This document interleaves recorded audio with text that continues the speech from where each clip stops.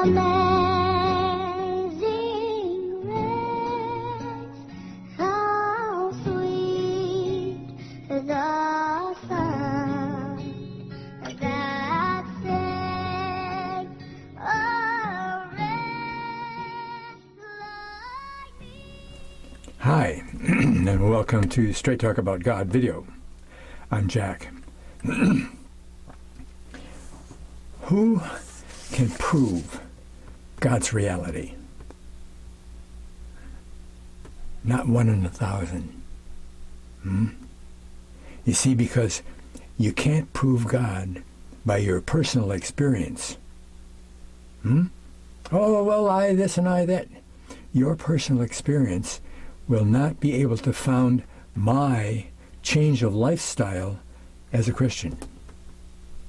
My personal experience only will be like a whole movie to you. You're not going to be able to use it for your lifestyle change. And Christianity is a lifestyle change. Right? Not one in 1,000. Only court-admissible evidence can be used to do that. Facts. Facts that other people can look up on their own, pile up enough facts, and get their own belief strength.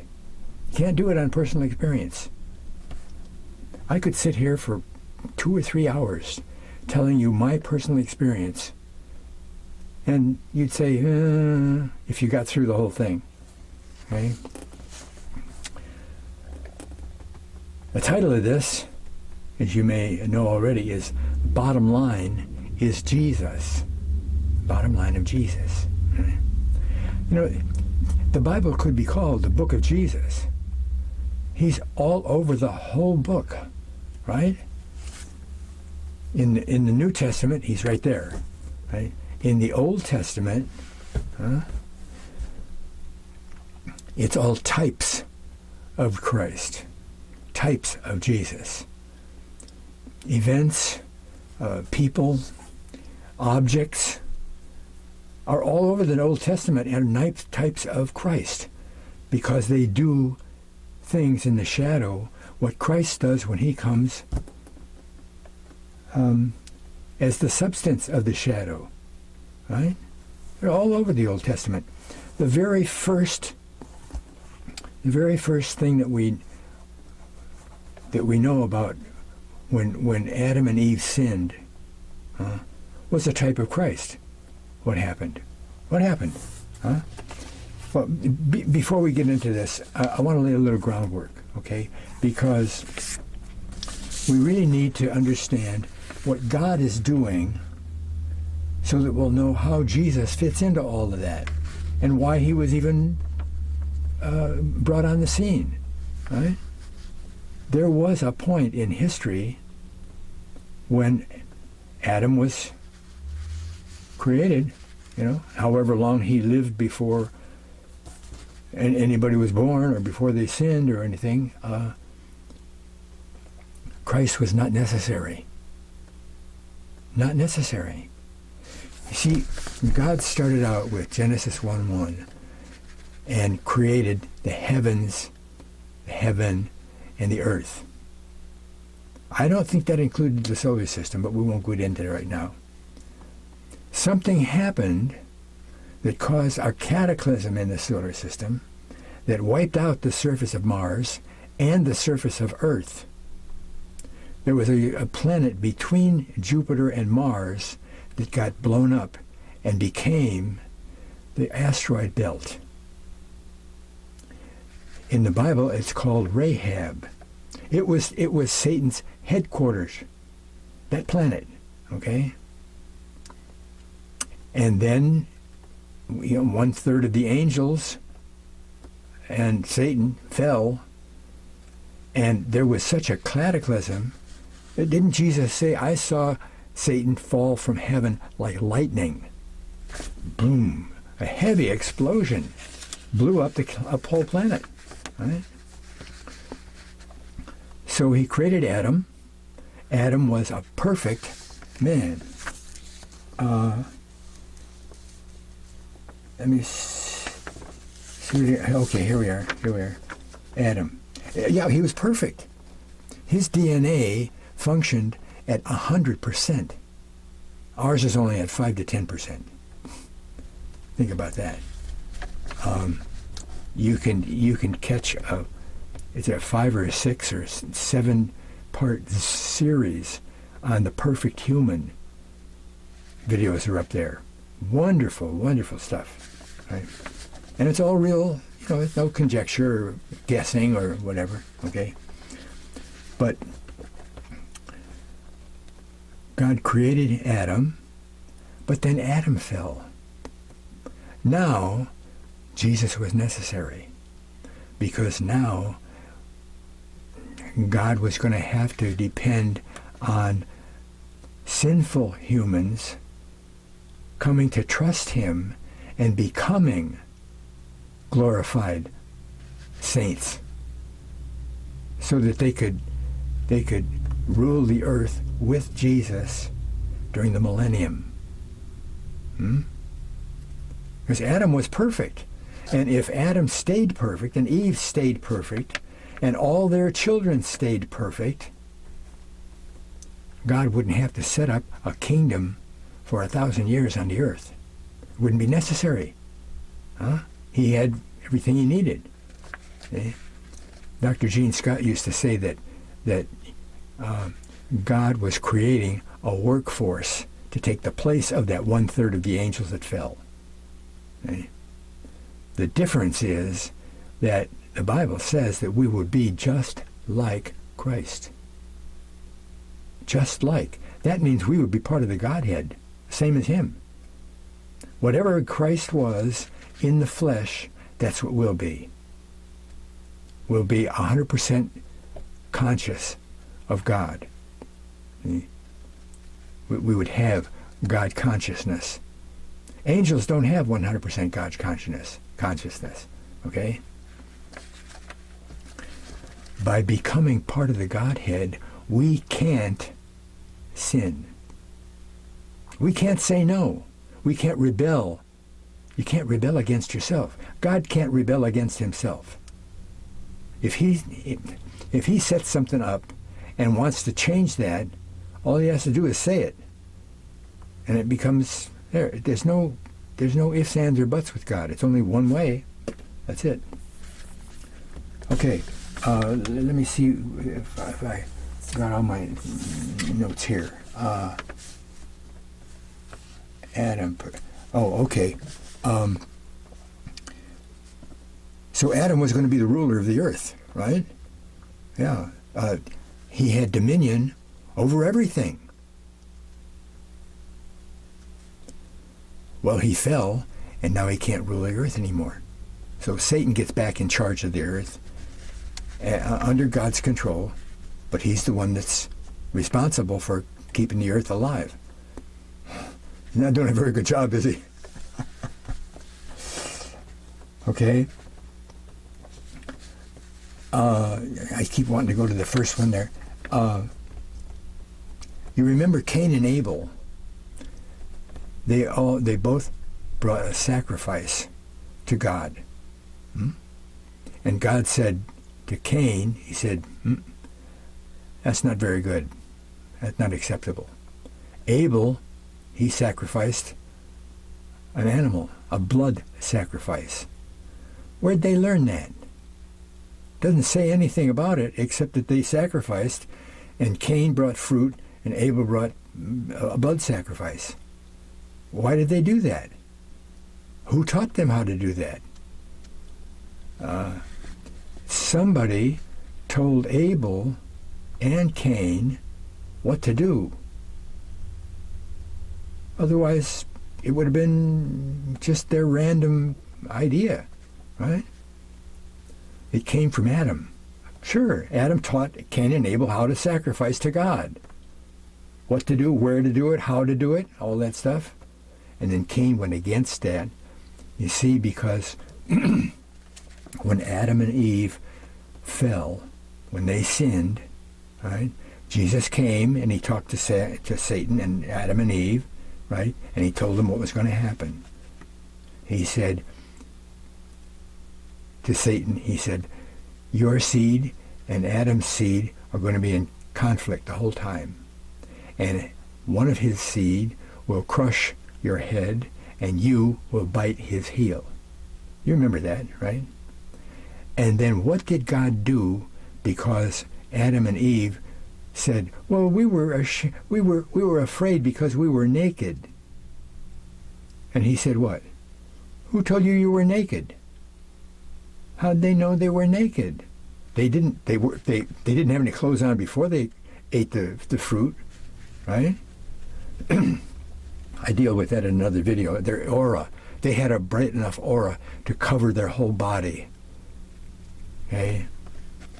And now the aura went away, and they said, uh-oh, we just sinned. Our aura went away. Oh. I don't think, they weren't ashamed because they were naked. Huh? They weren't ashamed because they were naked. They were ashamed because they sinned. Right? What did God do? He covered their sin with a blood sacrifice. He killed an animal, took the skins of the animal, and made clothes for them to wear. Now, don't you think Adam watched him do that? Watched him have the sacrifice? Pile on the wood, build up an altar out of stones. The same way he told the Israelites to sacrifice. And then he passed that down to Cain and Abel. Right? Let's see if I got anything here. And then afterwards, Adam acknowledged to God his sin by sacrificing for that sin. And the sins that he kept doing, I guess, right? That's where Cain and Abel learned it, from Adam, and Adam learned it from God, right? I believe, because of later instructions to the Israelites, when they were supposed to do a sin offering, the high priest conducted the sacrifice. And it was the red heifer. Maybe you've heard about that. Red heifer.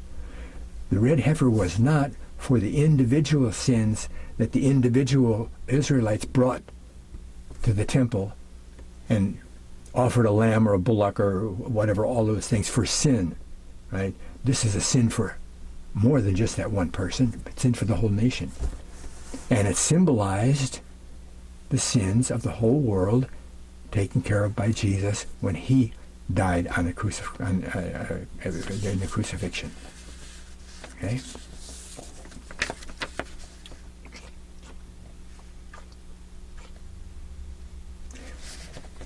The first type of Christ, I've got a whole list of 25 of them here. The first list of the first type of Christ is the Passover lamb. That's what we'll look at first, the Passover lamb. In Egypt, with Moses and Passover and the angel and all that stuff, okay?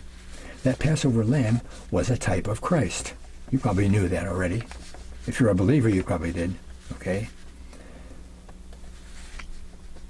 It didn't just say,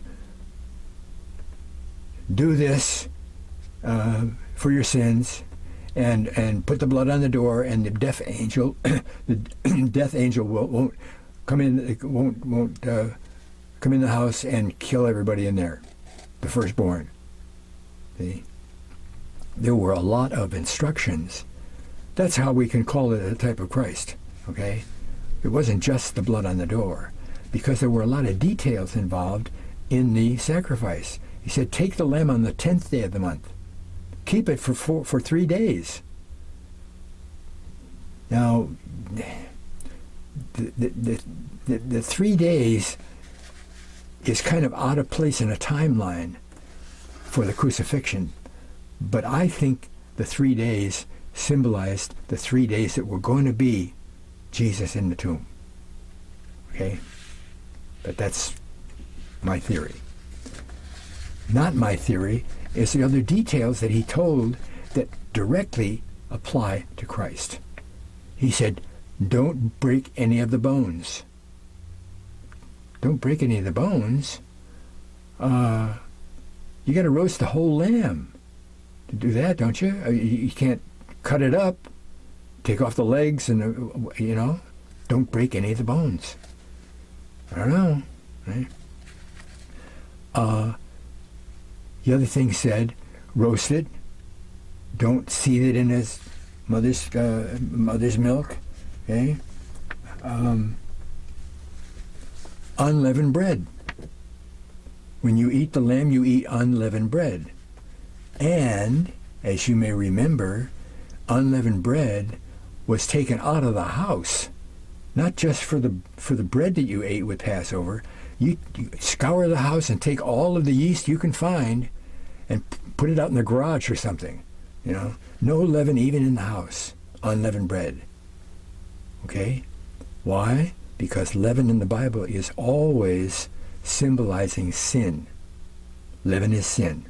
A little leaven leaveneth the whole lump. A little sin transfers over into the whole lump. Sin everywhere. Okay? Unleavened bread. What about the bitter herbs? That's pretty strange.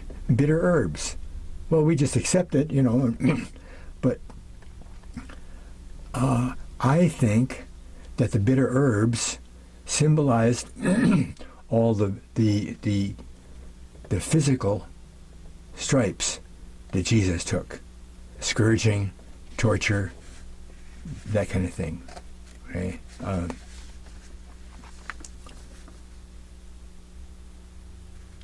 Okay, so that's Passover. Passover. The two zodiacs and the Milky Way also are types of Christ. They're more history of Christ, but they're all about Christ. They're Christ, right? And the solar zodiac, and now look, all of these types, that's all we're going to look at, types.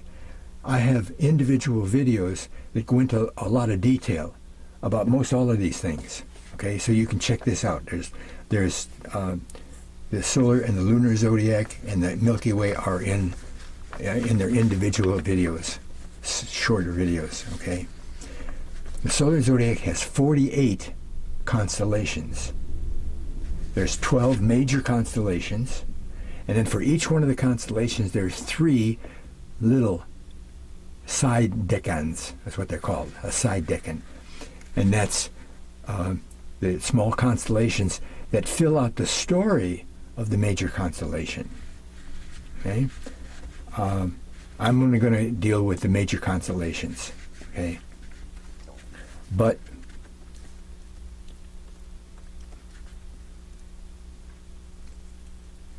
the first constellation starts with Virgo. Virgo. The zodiac does not start with Aries.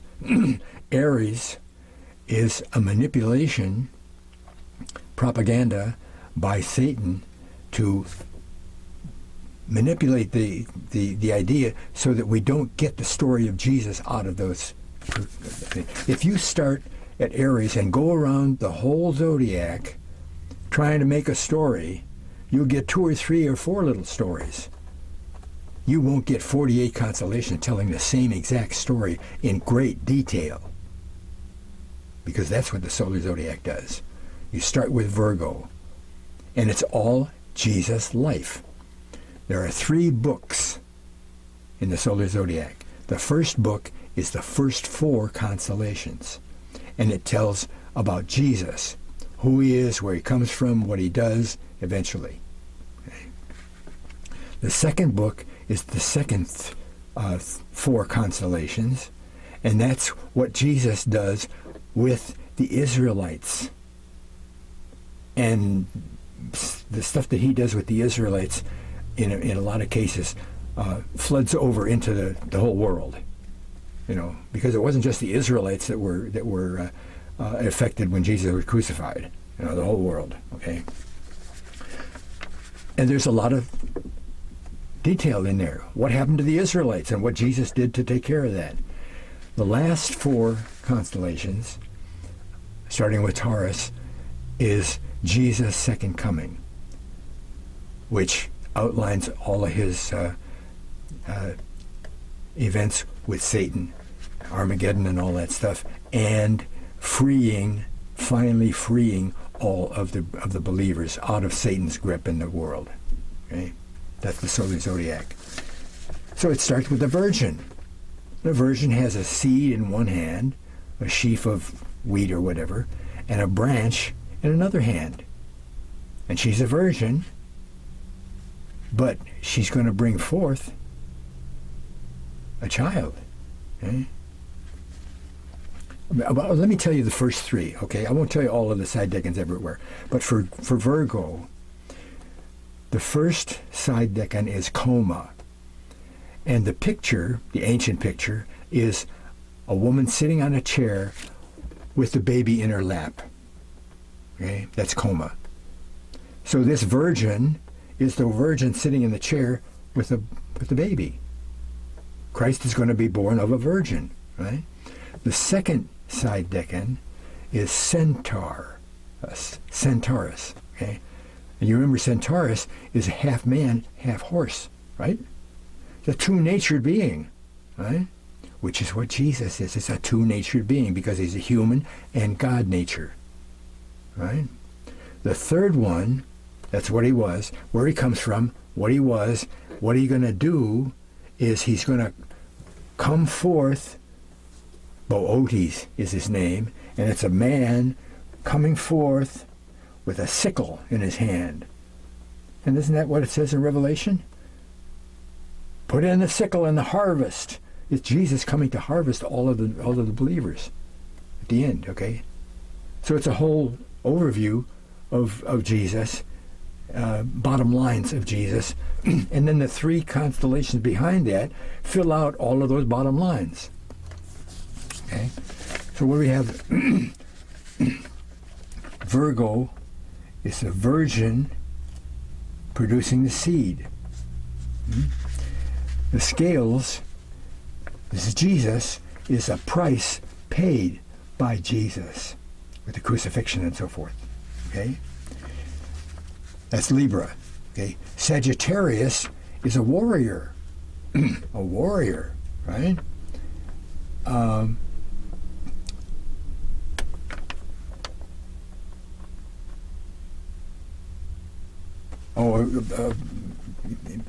And he fights with Satan, right?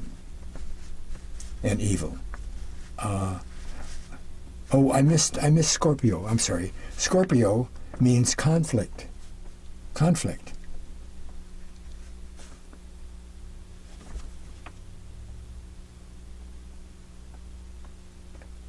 The three decans are serpent, fight, and victor.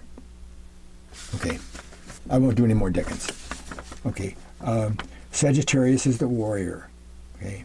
That's Jesus. He's a warrior against Satan. The second is all about the people, the Israelites. Okay. And it lops over into the world. Okay. Copernicus it's a half of a fish and a being, all right? And the fish represents, like fish multiply. You know, fish make a lot of fish, right? And it's death which makes life possible. Life out of death, okay? And that's what happens with Jesus, right? He comes back to life after crucifixion and supplies life out of death for the Israelites. Okay? One way that works is that he's the water from heaven. And that's Aquarius. He's the water from heaven, right? Water that saves lives. Water of baptism if you want. Okay? And then we've got the two fish, which is Pisces. Now Pisces has a band that's tied around both the tails of the fish, and the band goes back and it's stuck to Cetus, the sea monster. devil, the world, evil, okay? They're held in the grip of that. But it shows that Jesus takes care of that, takes them out of there, defeats the evil, okay? And then Aries, is that right, Aries? Yeah, Aries. Wait a minute. See, yeah, Aries. See these notes? I can't even read them, right? Okay. Aries is a lamb that rules. A lamb that rules. Okay? The bride released is one of the decans. Okay? The bride of Christ. Okay? Okay, the second coming starts with Taurus, a bull rushing forward, you know, and it's prince or ruler comes. Okay? Gemini, two people. One of the twins is Jesus. The other twin is the bride of Christ, the church. Right? Okay? Well, he comes forward to deal with the church and take them out of Satan and evil's grip. Right? And Cancer says what happens there. Possession secured. Possession secured. The possession is the believers, and they are taken out of the grip of evil and secured in heaven and so forth. Okay. One of the decans is a boat, and it symbolizes all the believers taken into heaven and let off there. They're traveling to heaven with the boat, which, by the way, symbolizes Argonauts, Jason and the Argonauts, and the golden fleece.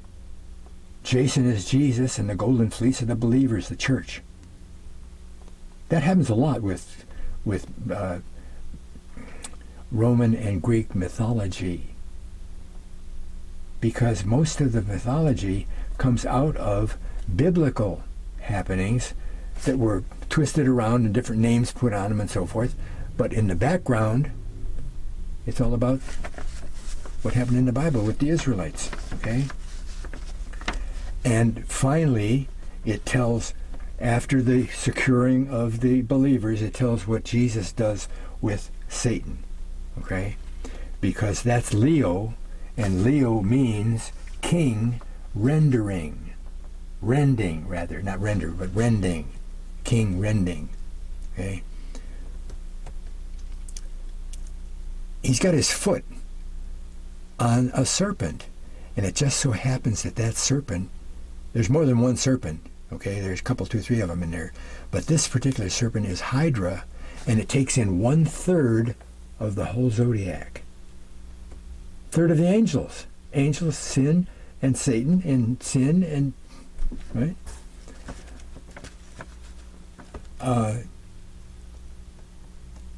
So he's got his foot on there, right? And doesn't that mean the same as Jesus said?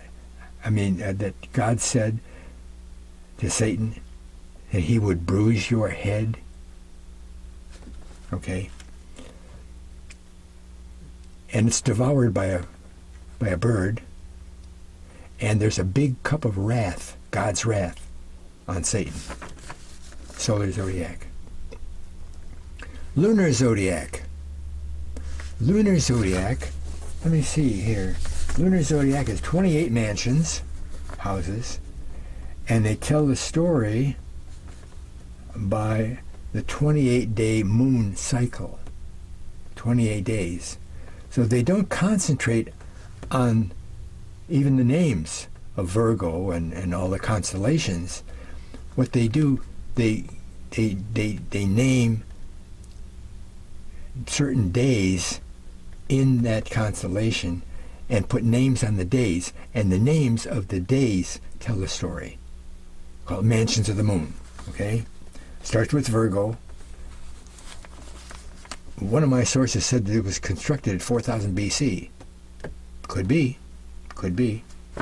What we do know from history is that in 2350 BC, that's not very long after the flood, a few hundred years.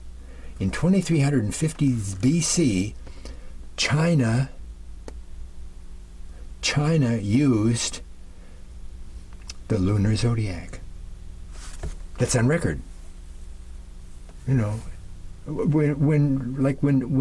Nimrod was living for 275 years over in Babylon, ancient Babylon, somebody over there in China had the lunar zodiac going.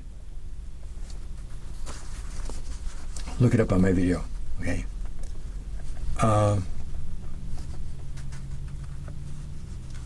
Okay, well, here's what the lunar zodiac says, okay? We got 28 houses, and there aren't the same number of houses in every constellation. See, Virgo has 3. Okay? The first house is named. These are all Arabic names, okay? And because they're Arabic names, and I have trouble, you can't pronounce them right, you're not going to even hear them, okay? I'll just give you what they mean. Just look up the name and see what the name means, right? Okay. The first house means desired. Same as Virgo. Desired. Branch of God is number 2.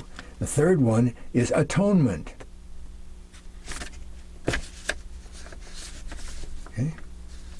Desired of all nations. That's coma. Desired of everybody. Desired of the world. Everybody in the world would like to have what Jesus has got to give. Okay. Libra has 2 houses. First one is redeeming. Remember, he paid the price, which redeems, redeeming.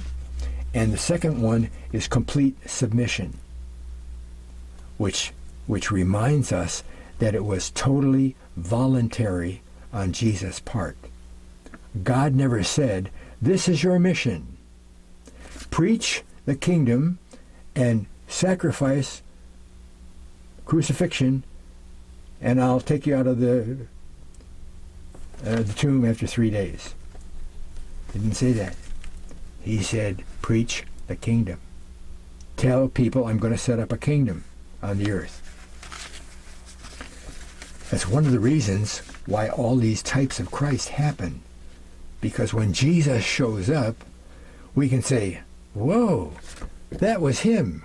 Oh, that was him too. Oh, this was him. It must be true. Okay, if it's true, then God is true. Maybe I better give God a chance. Strengthen your belief in God. Make it into heaven. Okay. Scorpio is cleaving and wounding. He was cleaving and wounding. Okay. Sagittarius is gracious, hastily coming is the second one. He's gracious and hastily coming. Okay. Capricorn only has 1 house. Sacrifice, slain. Went to crucifixion. Right?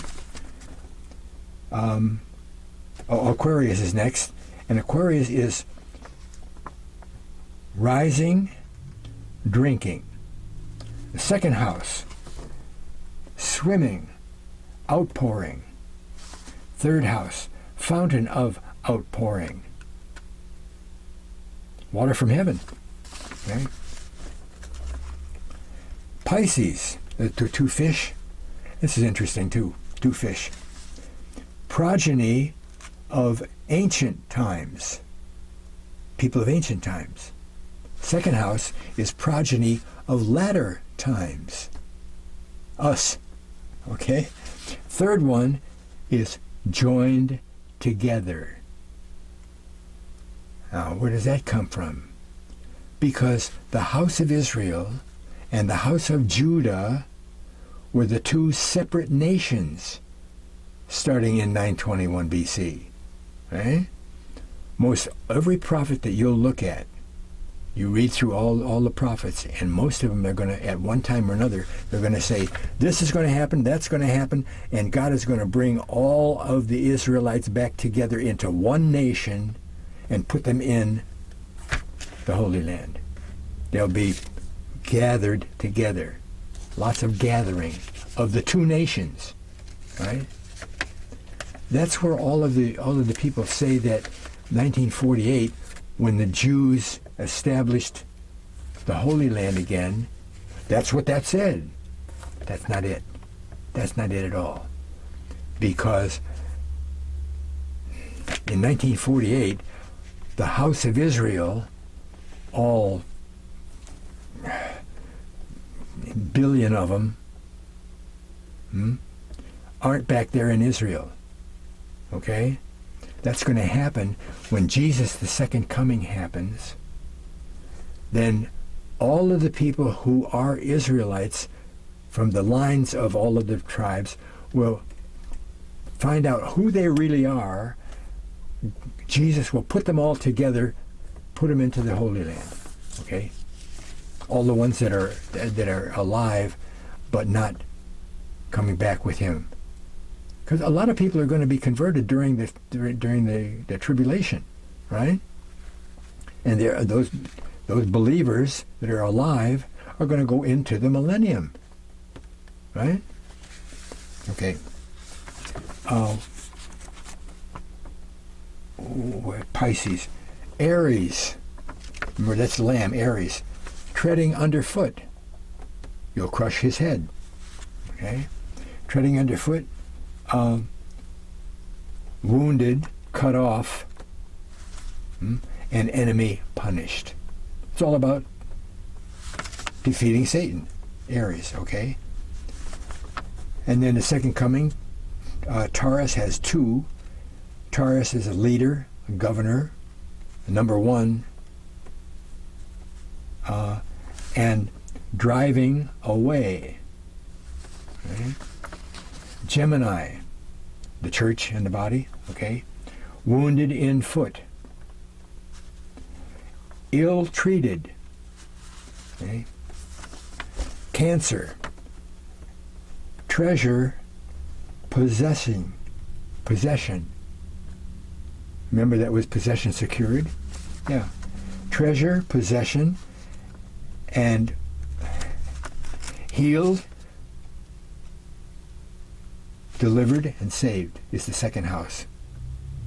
Right. Okay, that's what happens to all the believers. Right? Possession, okay? And then Leo, when he gets rid of Satan, okay? Exaltation, prince. What does the prince do? Heaped up, and punishment. Heaped up punishment. Right. Satan's going to get it, right? And then how? Burning and funeral pyre. God's wrath. Into the lake of fire.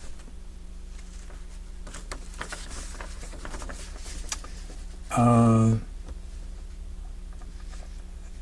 not going to go into detail with the Milky Way, but let me just tell you that. You can look at the video if you want.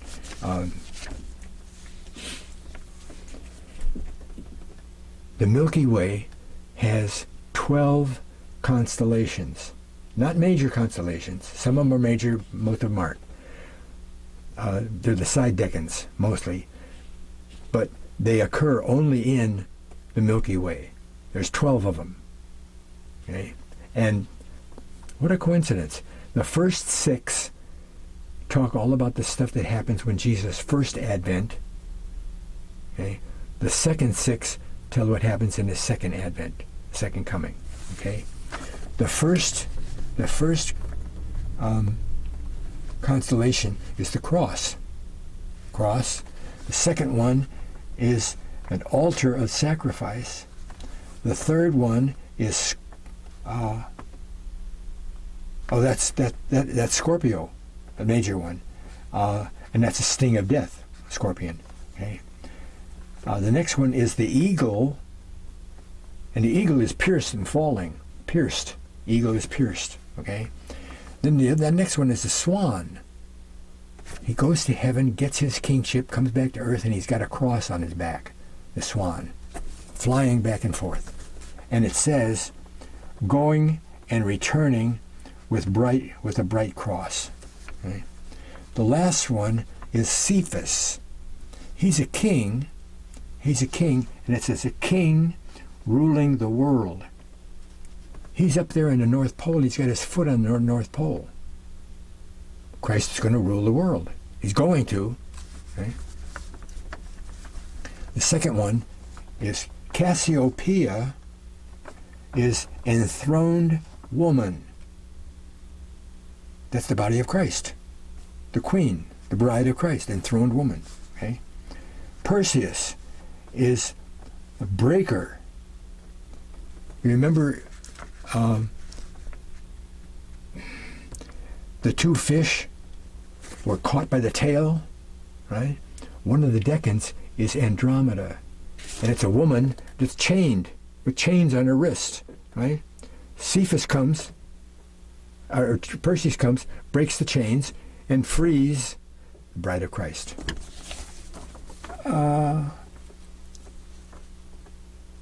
Ariga is a mighty shepherd. Mighty shepherd, and he's got a lamb in his lap, and okay.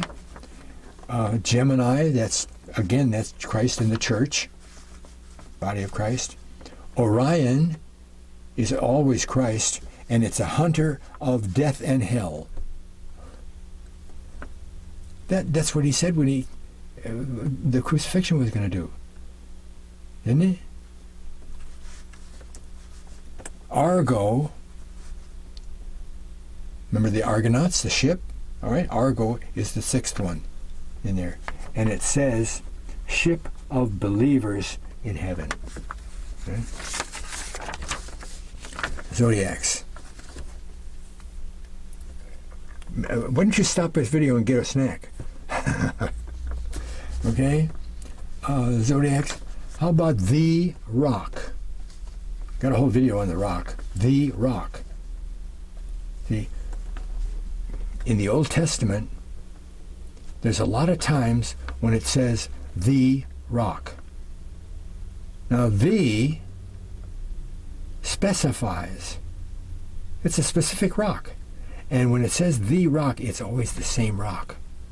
Once you understand that, you see that it's really true. Sometimes it says a rock. A rock. The rock is the one that lets out the water, right? Aaron's rod was given to him by Moses. Moses had, no, it's not a rod, it's a staff, okay?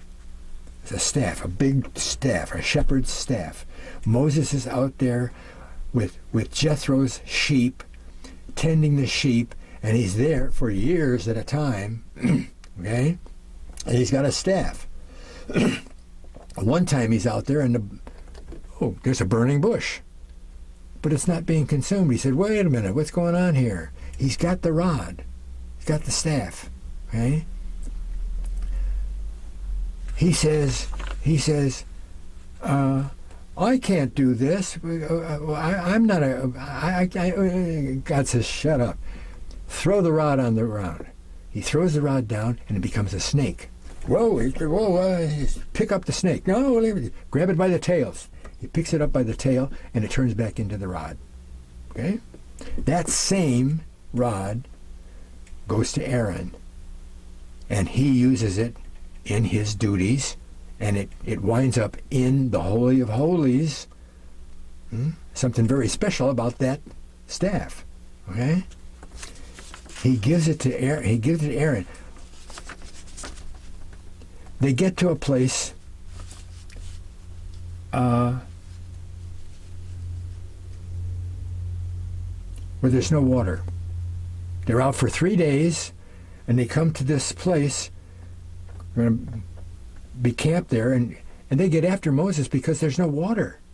He said, "Boy, you bring us out here into the desert to die? We could have stayed back there and..." Blah, blah, blah. Moses says, what am I going to do with these people, God? He said, take Aaron's rod and smite the rock, and I'll bring water out of the rock too. There's 2.5 to 3 million people. That many people, all right? That's a huge city. 3.5 million people, 3 million people, 2.5, okay? And they all had, a lot of them had, what? Cattle. Shepherds. They lived over in the best place to have shepherds, to be shepherds, up in what's the name of that place up there in Egypt? You know, the land of Goshen, right? There were a lot of people, right? That means a lot of water had to come out of that rock, okay? It had to turn into almost a river, okay? They wind up in a second place, and there's water there. Well, we're going to camp here, water. Oh, they try it out and they can't drink it because it's bitter. It's poison or something. They can't drink it. So they get after Moses again, right? And he says, and God says, take that tree that's there by the water and throw it into the water, and the water will be sweet. The water saves the life by a tree being thrown in it. Jesus was crucified on a tree. Several times it says tree. Okay? The picture that we have of the crucifixion scene with the 3 crosses, there's no tree up there. No tree. Okay? He was crucified on a tree. So they not symbolize, but they abbreviate the whole cross by saying the crossbar. The crossbar was put on a tree, nailed up on a tree with him on it. Okay? Go back and see the 2 trees in the rod of the almond tree. Okay? It saved them. So it's a type of Christ. The tree is a type of Christ. You know? Okay? And the second time, I have to mention this, the second time when water comes out of that rock, the rock, it says, take the rock, right? They say, well, there's no water. And this is way down at the end of the 40 years, right? And he's really had it with them, and he really gets so angry that God says, oh, it's okay, speak to the rock and the water will come out. Well, he must have forgot that speak part, and he hit the rock twice. Boom, boom. Boom, I can see the scene, right? Well, the water came out, okay. But if the rock, which gives the water of life, water from heaven, the water of life, if that's a type of Christ, how many times does Christ have to be crucified? Every time? Twice? Or does one time take care of the whole thing? Right? So Moses spoiled the symbol of Christ by hitting the rock twice. That's why God told him he couldn't go into the promised land, because he did that bad thing. Because you didn't believe me, is what it says. Okay? But that's why he didn't go in there. He didn't believe him when he said, speak to the rock. So he hit it anyway. Bah.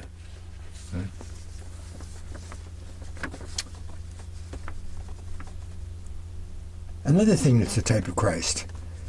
In the wilderness, how much meat did they eat? Not very much. And there was a lot of cattle, okay? A lot of cattle. Well, why didn't they just eat all the cattle? I don't know. But they got after Moses so bad that he had to go and ask God for help. You brought us out here, and there's nothing to eat. What is this stuff why we want meat? We want meat. Well, they had some meat there. God says, okay, tell them to get ready. He sent an east wind full of quail. It filled the whole camp up to their knees with quail. He said, that meat will be coming out of your nose. Something like that, right? The bread from heaven is what they had, manna. Everything else they had was manna, right? No matter what they did with it, I don't know what all they did with it besides just make bread, but that's all they had. A couple of times they had meat, Bread from heaven. Manna was a type of Christ. John 6 tells us that Jesus is the bread from heaven. Right? Oh, here's the one I like a lot.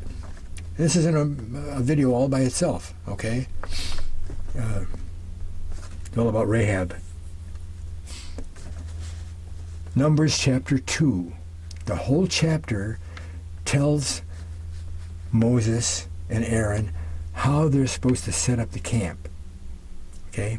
Once they have the tabernacle and tent and everything in there, and they've got that set up, put the tabernacle down, and on the four sides of the tabernacle, go straight out to the east, straight out to the west, north and south, and these tribes will be on the side. So he goes around and he says the tribes of Judah and a couple more on the east side of the tabernacle, and there will be 186,400 people. He even puts the number of people in there, okay? Go to the south side of the tabernacle, and 450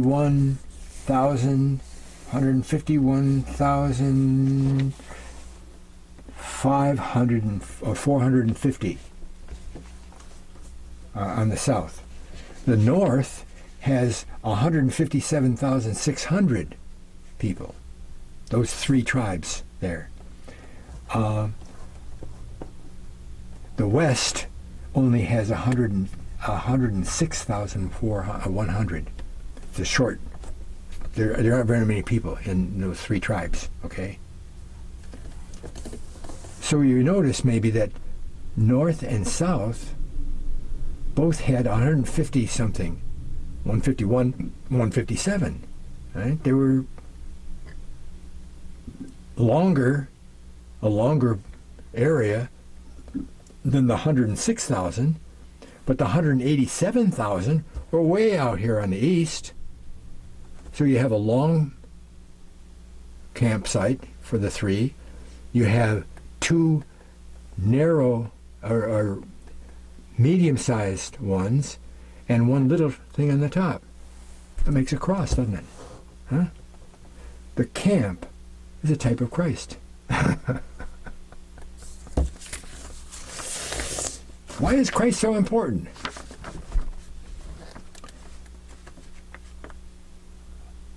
Another time in the wilderness, they started moaning and groaning, and they would. Moses said, "Don't do that stuff." God started to punish them, right, with flying serpents. Ooh, flying fire serpents. Anybody got bit by one of those serpents, those flying serpents, I don't know what they are. Anybody got bit, they died, right? And after a bunch of them died, thousands of them died, Moses prayed to God, and God said, okay, I'll tell you what to do. Take a pole, a rod, I believe it had to be Aaron's rod, and put a brass serpent on it. Brass in the Bible always typifies judgment. Judgment. When there's any kind of sin, brass is involved because it's judgment for sin. Okay? Put a brass serpent on the pole, hold it up, and anybody looks at it won't die. If they get bit, they won't die. The branch, the rod, saved the people. Jesus saved the people. The water of heaven saves the people. It's all about that same rod, right? It winds up in the Holy of Holies. That's where it belongs. Because it's a life giver. Moses held it up, and the Red Sea went away. Israelites went through and they were saved because when they got to the other side, boom, the water came in and all of the Romans died, right? They were saved by the rod. They were saved by the rod when it hit the rock when the water came out, okay? Was there something else I wanted to talk about the rod there? A serpent, the pole, reed. Okay.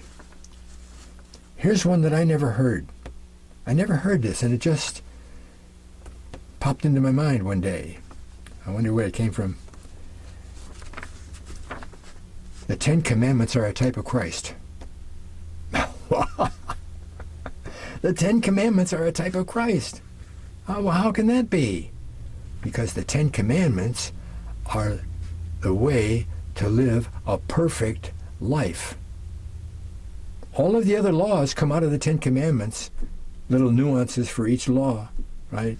Don't kill, well, this and that and the other thing, blah, blah, blah, blah, and there's 316 of them or something like that, okay? The whole law is a type of Christ. What did Christ say about himself? Huh? He said, I came to fulfill the law. I came to be the only human being ever in history to come or has been that did everything that the Ten Commandments say you're supposed to do, all of the time. And Peter and James are very, very quick to tell you, yeah, the law will save you unless you do one little teeny thing wrong. So when you were 5 years old and you hooked a cookie out of the jar, and your mother said, did you do that? No, I didn't do that. You lost it. You know, the rest of your life, forget trying to, you see, God, he's so smart. God gave us the law, the Ten Commandments, to show us that we couldn't keep it. See? That we had to have his help to be saved out of our condition. We can't do all of those Ten Commandments, you know. Ten Commandments are a type of Christ. Isn't that wonderful? What's next here? Oh, well, the ark, okay. The ark is a type of God, and the ark has what's called a mercy seat. Mercy seat. We need mercy where God is concerned. And who gives us that mercy? What Jesus did, supplied the mercy that we need to make contact with God. You don't make contact with God face to face if you're not protected some way, because you just blow up. You die right now. The ark got to one village on its way up north, and some people looked inside. The Ten Commandments are in there, and that's God's holy perfection. They looked in, 50,070 of them died. Right? Yeah? The ark was on a cart being transferred up to Jerusalem, and the cart went boom, boom, boom, and the guy pulled his hand out to steady the ark. Boom. Touched that ark, died. Right? You don't touch God. Sin doesn't touch God. Right? You got to have something between you. That's why they call it the type of Christ. The mercy seat is a type of Christ. He keeps God's holiness down in there so it doesn't get out and get us. Right?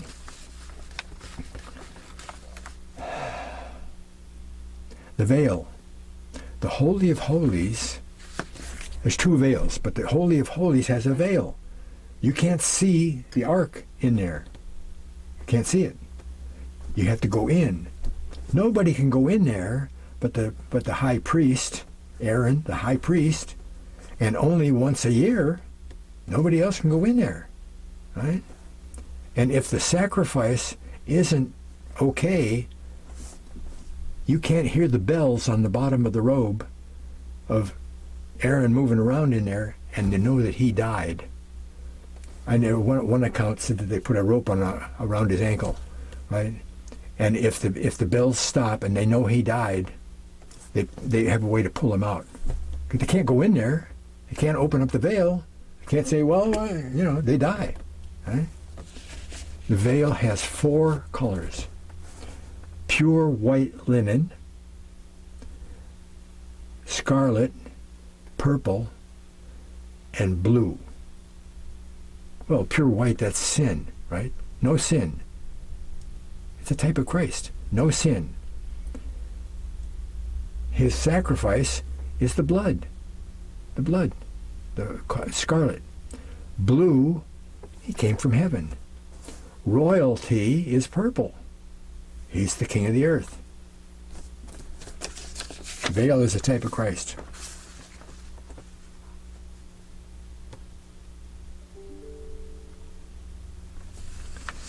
Red heifer. We know about the red heifer, okay?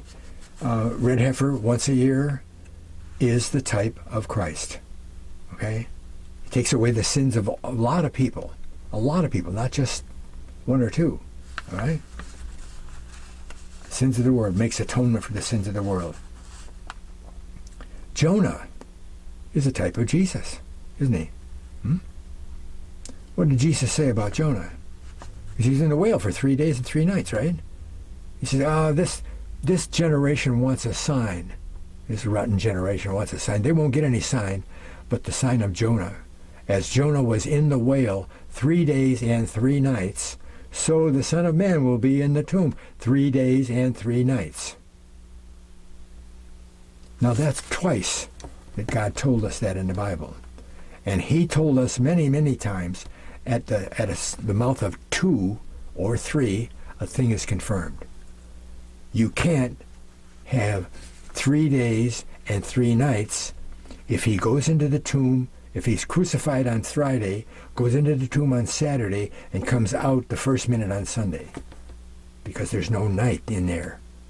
He doesn't come out Sunday night. See? Friday crucifixion is the devil's work. Because he instituted it in Rome when all the other pagan elements were grafted into the church, like the College of Cardinals, like wearing a black dress instead of, okay, Jonah in the whale. Joseph is a type of Jesus. He saves the family. He saves the Israelites. The famine comes, and Jacob eventually, and the family and all their servants, wind up in Egypt. Joseph is ruling, right? And of course Moses saved the Israelites, led them around, was their leader, so forth, their judge, all that stuff, all the people, helping them do the right thing, teaching them what God told him to teach them about all the feast days and the Ark of the Covenant and blah, blah, blah, blah, blah. Okay? And David, even David, right? He's the only one that God said he was the apple of his eye. How did he get so good? Because even though he did a couple of bad things with Bathsheba and so forth, every time he got in trouble, he went straight to God. And he trusted God a lot of times. He didn't kill Saul, did he? He didn't kill Saul, I think twice. He had a chance to kill Saul and he didn't do it. No, he's God's anointed and I won't touch God's anointed. He was on God's side so much. Okay? He was a type of Christ. Right? David.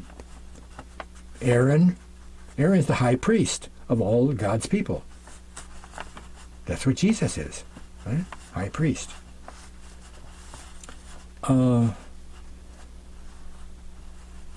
You can do this yourself, okay?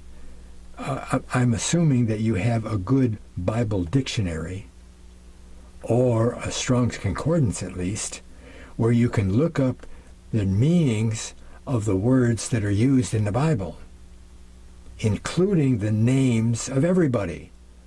Every name has a meaning. You look up the meaning of the, and it'll tell you some kind of a little story, right? They're all meanings, okay? Every one of the tribes' names are types of Christ. All the names of the 12 sons of Jacob is a type of Christ. The whole list, right? Okay? Look it up. One long list that I do want to tell you is a list of all the people before the flood. The patriarchs before the flood. Got a whole video on this one too. Okay. So I went to 4 different resources, Bible Dictionary and a couple of 3-4 other ones, Strong's Concordance, and I looked up the names to find out what they mean. What does that name mean? Okay. After I give you what they mean, I'm going to put it all together in a long story. Well, it's not very long, it's just a couple of sentences. Okay? Adam means red, ground, ruddy, human being, mankind. Seth means compensate, substitute, put to place, in place of. Enos, mankind, mortal man. Canaan, fixed,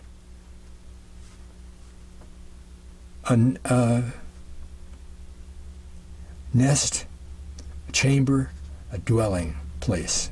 Okay? Mahaliel, God shines forth, praise of God. Okay?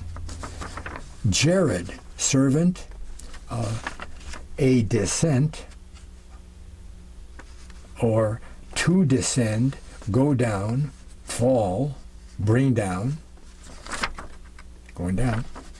Enoch, dedicated, initiated, to narrow, discipline, one trained up. Methuselah, man of the javelin.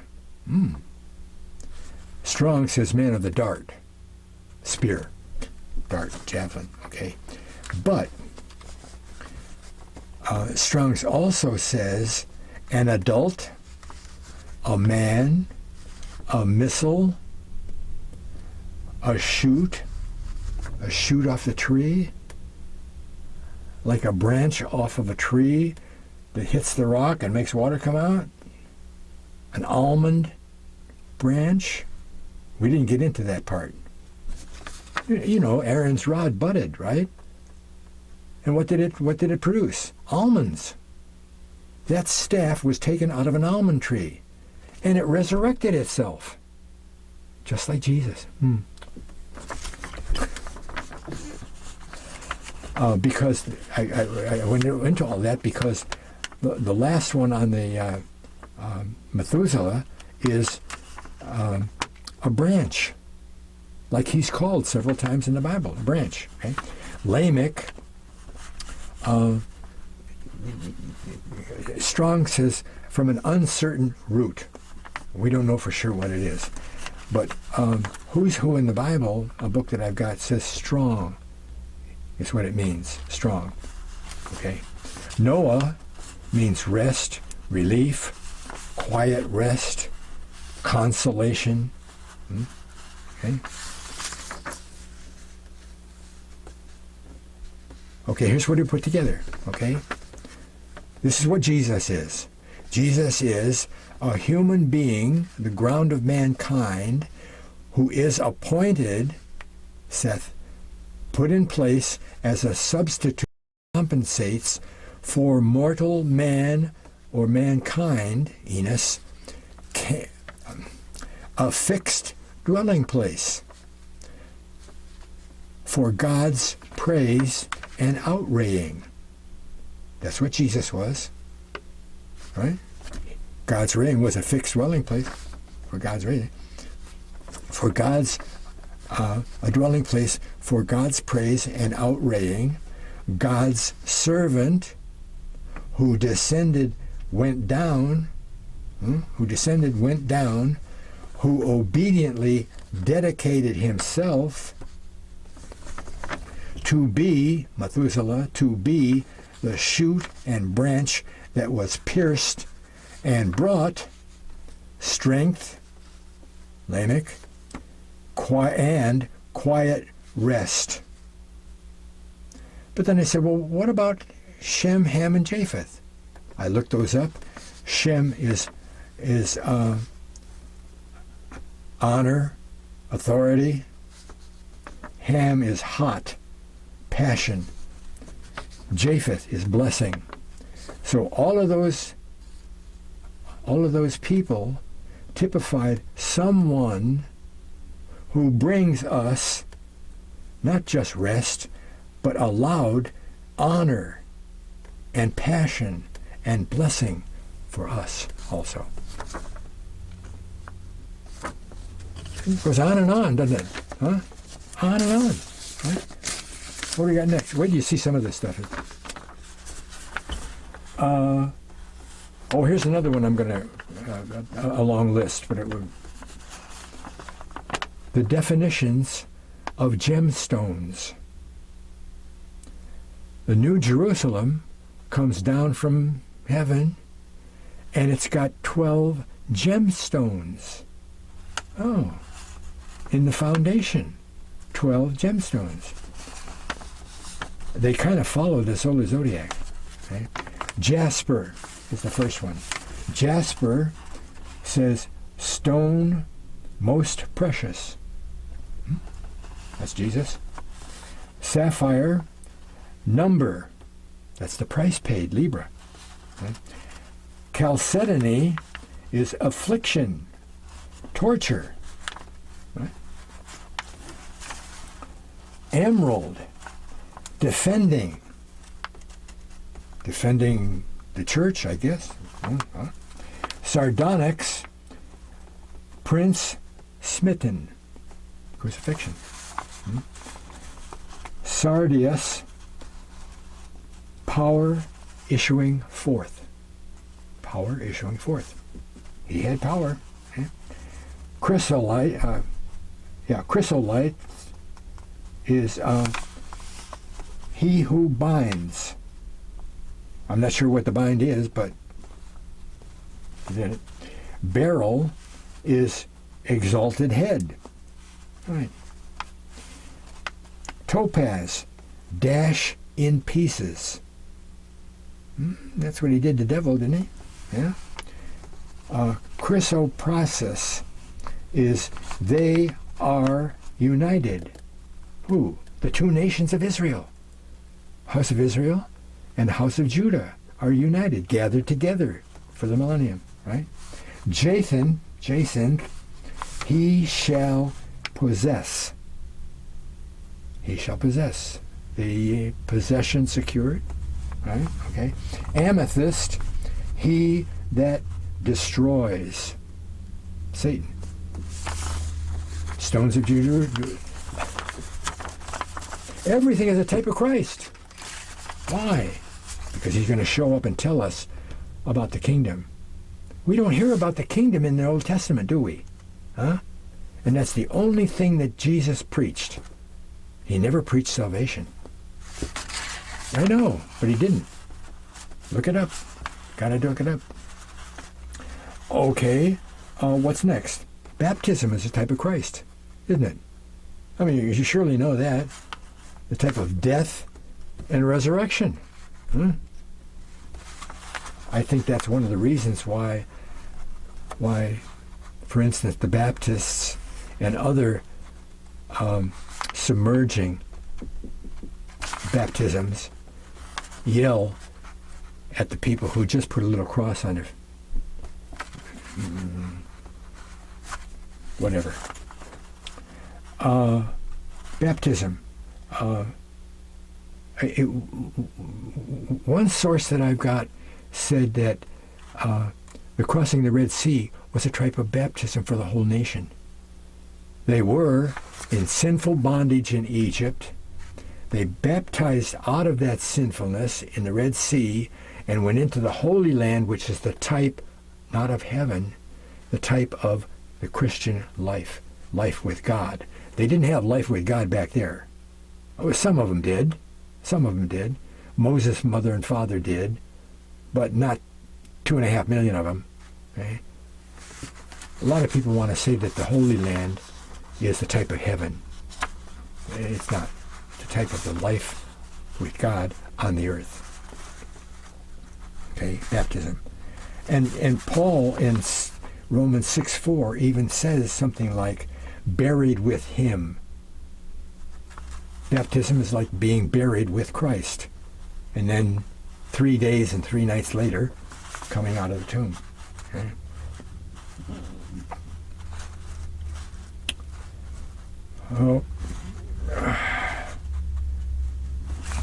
Oh, I didn't talk about that yet because it was down here waiting for me.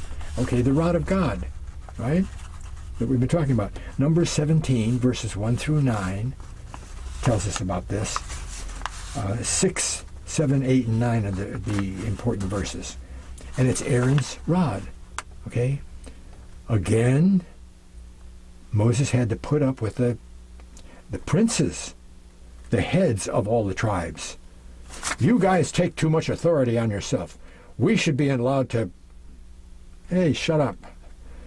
God says, he said, take all of the rods, take all of your rods, your 11 dead pieces of wood, all your rods, and put them with Moses' rod in the temple, in the tabernacle, and we'll come back tomorrow and we'll see what happens. They went back tomorrow, and there were 11 dead pieces of wood, and Aaron's rod had budded and had fruit on it. And it even says almond, so we absolutely know what was there. And I think that we were told that so that we would understand that it must have come from the tree of life, which had to be an almond tree, which eventually would figure in to the crucifixion, being life given to the world by Jesus being sacrificed on that tree, on the tree. Cursed is everyone hung on a tree.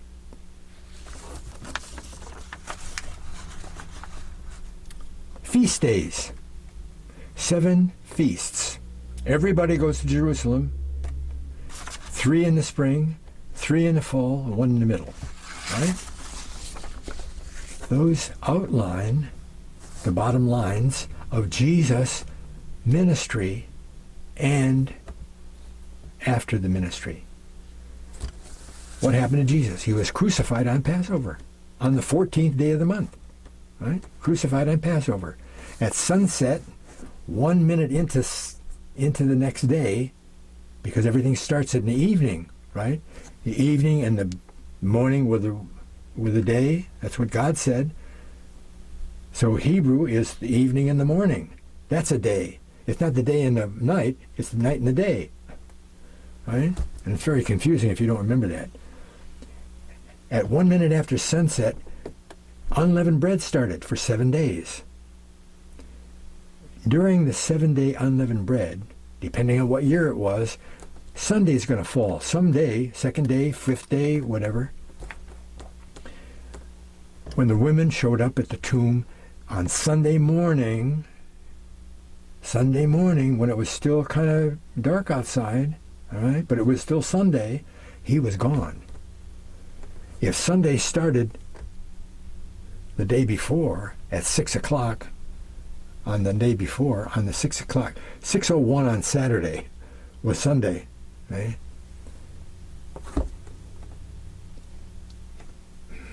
I lost my place. They went there on Sunday. he rose on Sunday, the very first minute, okay, of Sunday. He didn't stay there for the whole night, right? But we know it was Sunday, so we have to back up 3 days and 3 nights to Wednesday. The 14th in that year was Wednesday. So on Wednesday, the day before Wednesday was Tuesday, and on Tuesday night was the beginning of Wednesday, right? The beginning of Wednesday. And Tuesday night is when they had the Last Supper. Last Supper. And then he got taken away from the Mount of Olives, put in jail, tried, and so forth the next day, which was still Wednesday. And on 3 o'clock on Wednesday, he died on the cross. And at 6 o'clock, they had taken him down and got him as much as they could, put him in the tomb, and the tomb was closed up at 6 o'clock on Tuesday. On Thursday, the first minute of Thursday. He stayed Thursday night and day, Friday night and day, Saturday night and day, and at 6 o'clock sunset on Saturday, he came out, which was Sunday. Okay? 3 days and 3 nights.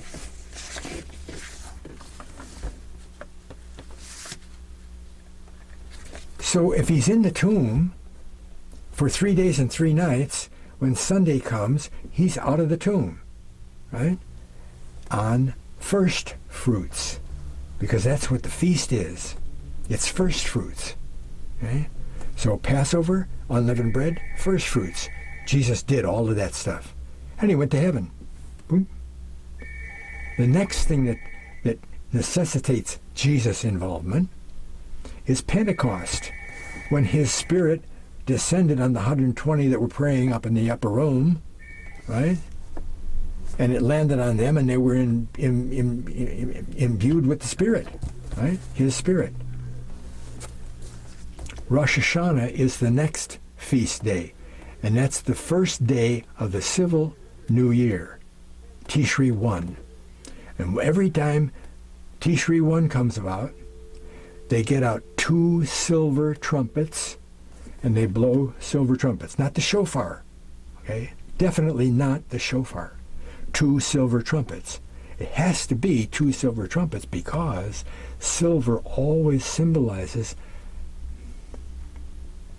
redemption. Gold is God, silver is redemption, brass is judgment. Silver trumpets.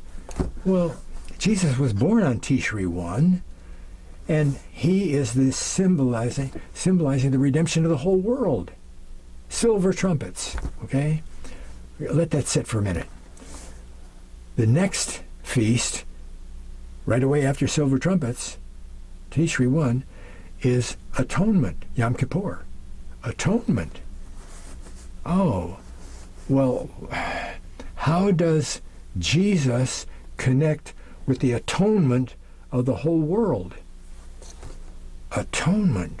Well, how does the world pay? The way I like is his second coming.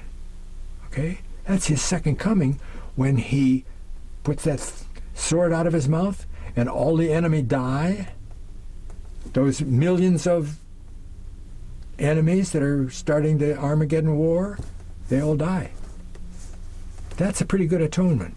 Okay?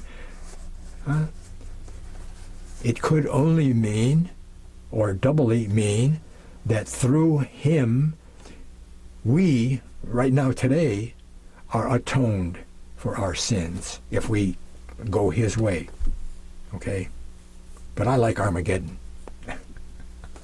Because immediately after Armageddon, he becomes the ruler for 1,000 years of the millennium, which is called the tabernacles. Because in Zechariah, it says that everybody will, all the heads of the nations and everything, are required to come to Jerusalem and do the Feast of Tabernacles for 1,000 years. So the millennium is the Feast of Tabernacles, and they have to say, yeah, you're the boss. You did this. You did the other thing. We tabernacles. Okay. 6 of those 7 feasts are absolutely, definitely types of Christ and what he did and what he will do. Rosh Hashanah, there's 3 or 4 different things to happen. Rosh Hashanah has to be something to do with Jesus. What is available? Well, we don't know. But there are indications that Rosh Hashanah is going to be when the rapture happens. There's 4 ideas about the rapture. It happens before the tribulation. It happens in the middle of the tribulation. It happens at the end of the tribulation, or it doesn't happen at all. And everybody's got all these things that they put together and they say, well, because in this verse and that verse and the other thing said blah, blah. I don't know. But the thing that sounds the best is before the tribulation. Because in 1 Thessalonians 4:17, it says that when Jesus comes back, at that time, when Jesus comes back, the dead in Christ, true believers who died, and the true believers that are still alive will all meet him in the clouds. He doesn't come down and stand on the earth like he does in Revelation. Okay? That sounds like a rapture to me. Okay? Whenever it happens, that sounds like a rapture. What it means? Like snatching away. John, in Revelation, John is told by the angel, he says, come up hither. Well, he's on the earth. Come up hither, and I can show you what's, okay? Oh, that's pretty good. Also, the fact that he was born on Tishri 1 puts another little nail in the coffin. But you'll have to make up your own mind about when the rapture happens or whether it does or not. And it doesn't make any difference whether it happens or it doesn't happen. It makes no difference at all, because all you have to do is trust God with how he tells you to live, overcoming all the circumstances that tell you can't do that, and he puts his spirit in your body and you're saved anyway.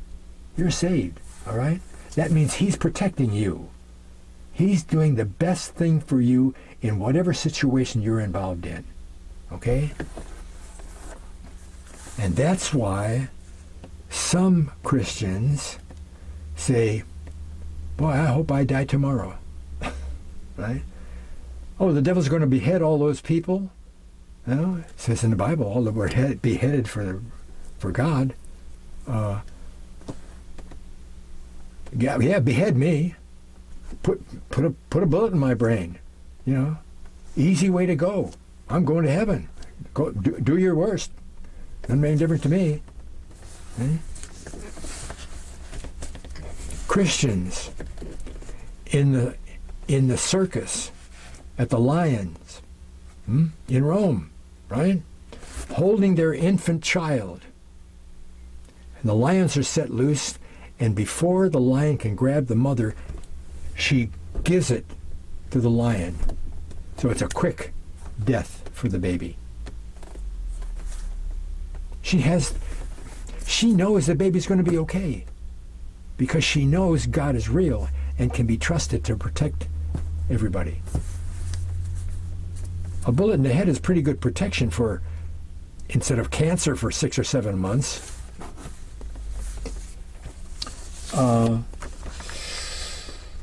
Feast days. Got some really good ones now. Really good ones. In Hebrew, there are no vowels. Maybe you knew that. No vowels. All consonants.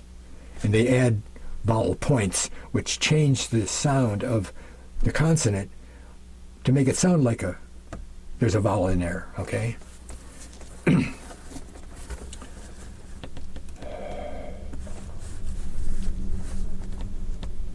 Moses is out there with the burning bush and the rod of God, and he says, "You're going to go, tell Pharaoh, let my people go." "Oh, but Lord, I can't talk right. Shut up." So, well, who will tell? They won't believe me. Who am I going to say sent me? I can't say, well, I was out. Okay, you tell him, I am. Remember that part? I am. I am sent me. Well, I am is English. Okay?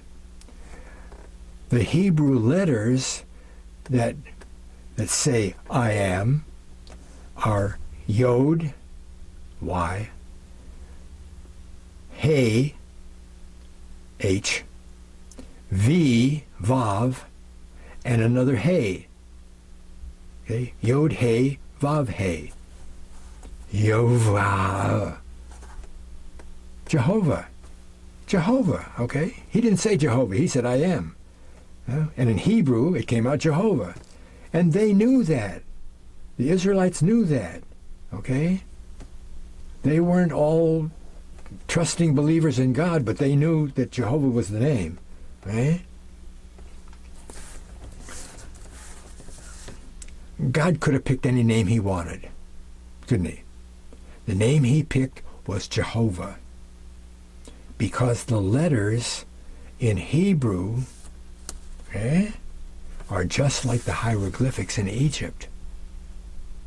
They were pictures. They started out as pictures, okay?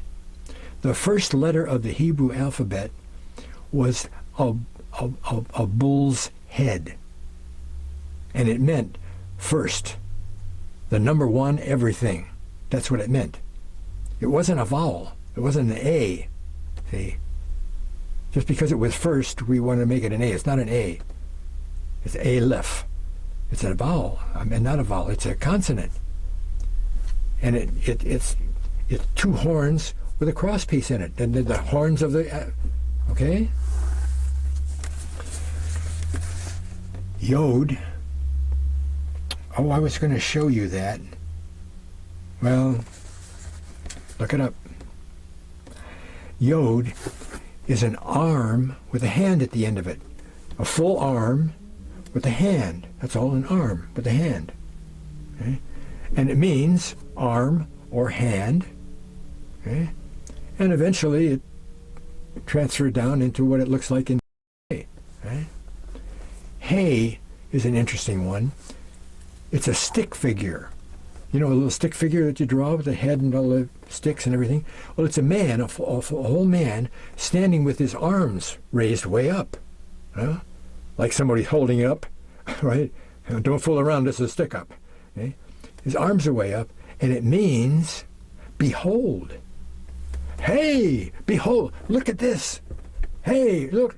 Okay, behold. Vav is a tent peg. A tent peg, just a long stick with a head on the end of it. A tent peg. And then you have another behold. Okay? So what does God's name say? God's name says, hand, behold. Nail, behold. And if you want to go backwards,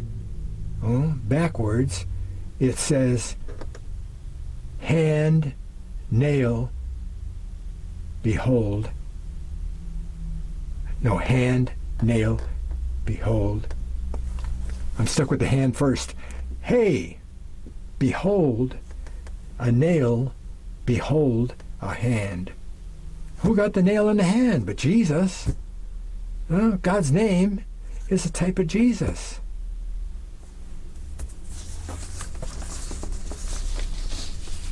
How many of you know the first word in the Hebrew Bible is translated in the beginning. English, in the beginning. It's only one word in Hebrew, Barashit. Barashit, B-R-A, and again that's a consonant, B-R-A-S-Y-T.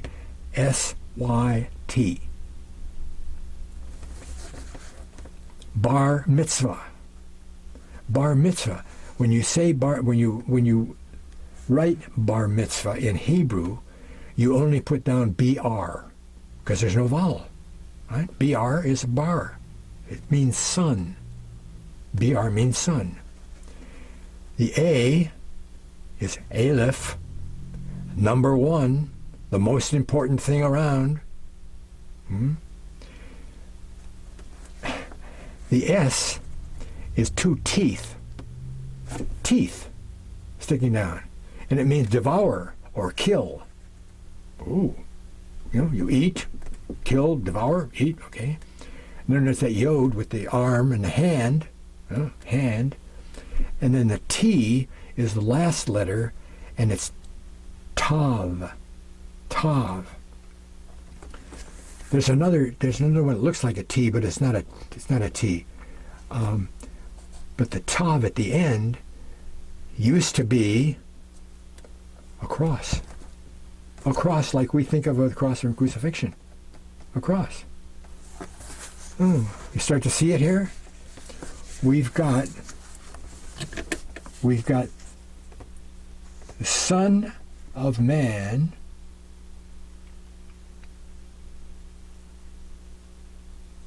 Son of God, Son of Man is Son of God, right? The Son of Man in the Bible is always the Son of God, right? But I'll just say God, okay? The Son of God is destroyed by his own hand on a cross. Isn't that what it says? Huh?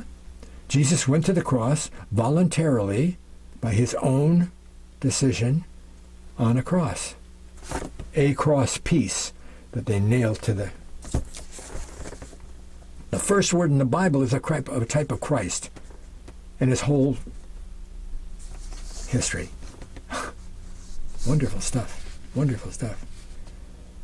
Now there's one other video, a shorter video, that has a lot of these types were in there. The video ends the way I'm going to end this video, with another type of Christ.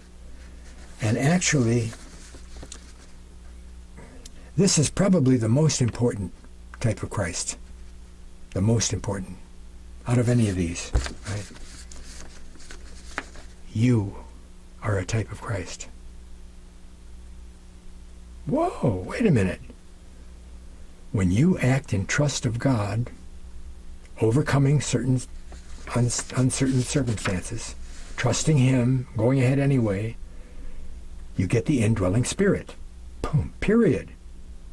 Period. When that spirit is in your body, you are a type of Christ. Yeah. Because it's Christ's spirit, and when God looks at you, he doesn't pay attention to all of the sinfulness that might be in there. He says, "You got my spirit. You are just like Christ." And eventually, you'll be glorified into a being that's exactly like Christ. You go to Ephesians 4, and you're going to find down around verse 10 and 11 or so forth, that the ministry of God is what the apostles and the prophets and the teachers and the evangelists are supposed to be doing. They're supposed to be making people little types of Christ. Right?